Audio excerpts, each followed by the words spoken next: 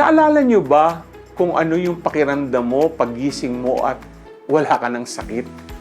Ang sarap sa pakiramdam, no? Yung wala ng sakit sa katawan mo. Hindi ka na nahihilo at ready ka na ulit gumalaw at kumilos. Para bang isang miracle and you are set free.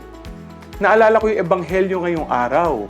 Jesus healed a crippled woman at sabi niya, matapos niya itong pagalingin ay, "Woman, you are set free of your infirmity." Sa buhay natin, marami at iba't ibang klase ang sakit na dumadapo sa atin. Mayroong sakit sa pangangatawan, mayroong ding sakit sa kalooban.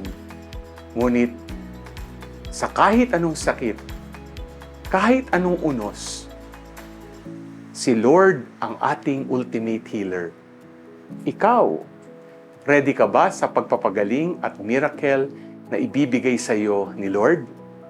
G ka ba?